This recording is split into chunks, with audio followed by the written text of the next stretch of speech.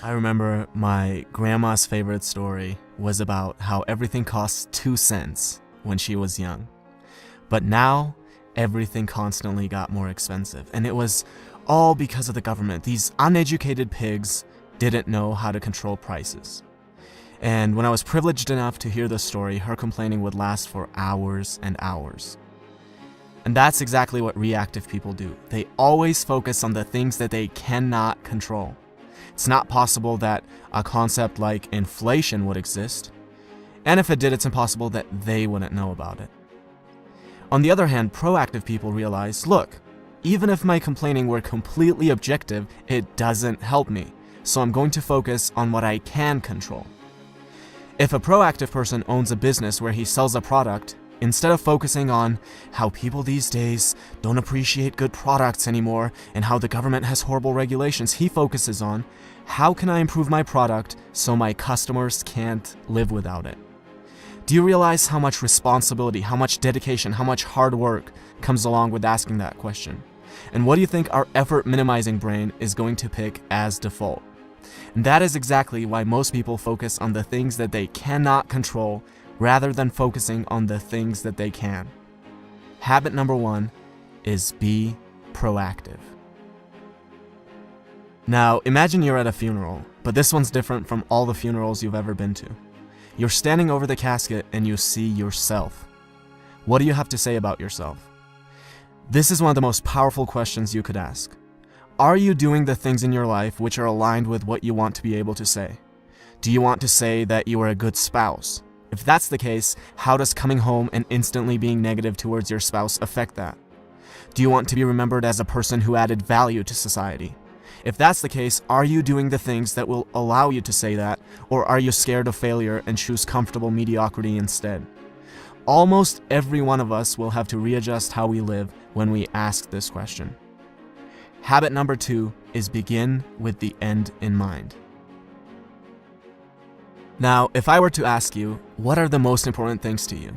The most common answers I would get would be either your well-being or your relationships, your family, your spouse, your children. You would never ever say organizing papers or watching TV.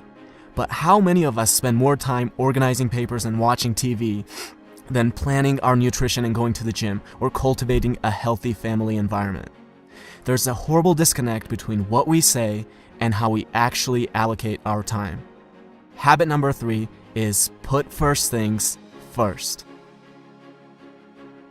Now, imagine you're an author and I'm an author, and we both write interesting books, and we both have access to an audience of about 100,000 people. I read your book and I love it, so I decide to share it with my audience, and as a result, you now have thousands of people buying your book and reading your ideas.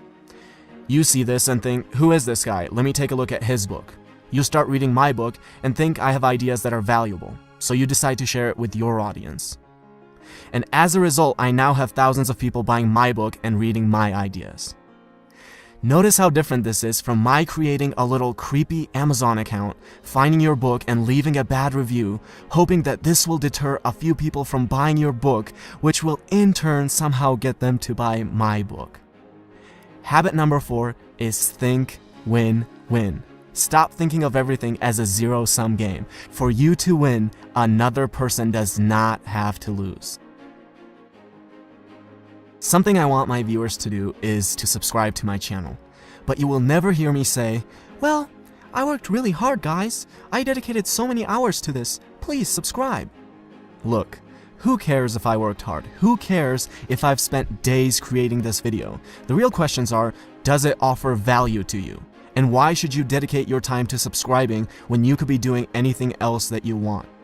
Habit number 5 is something that I try to use every single day with every interaction that I have and with every comment that I reply to, and it is this: seek first to understand, then to be understood. Now, imagine there are 2 people and a tree with 5 apples on it. They're both too short to reach the apples, but if one of them sits on the other's shoulders, he can reach all 5 of the apples. This is called synergy. The whole is greater than the sum of its parts. Now, I'll be the first one to admit that you can't achieve this with everyone, but you should always be looking for opportunities to create synergy. With every synergistic opportunity you create, you can gather many more apples than you otherwise would by yourself.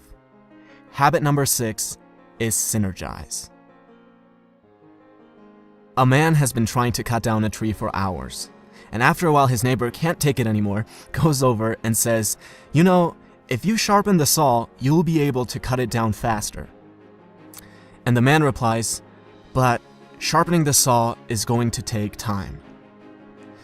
Now, we might laugh at this story, but we do the same thing all the time. We can't find 30 minutes a day, 4 times a week, to go to the gym. Our health deteriorates to a point where we're physically incapable of being effective. We can't read a book for 15 minutes a day and mentally stimulate ourselves.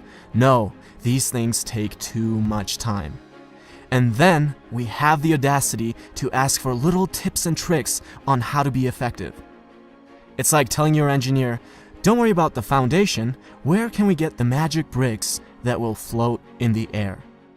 Habit number 7 is sharpen the saw. And these are the 7 habits of highly effective people by Stephen Covey.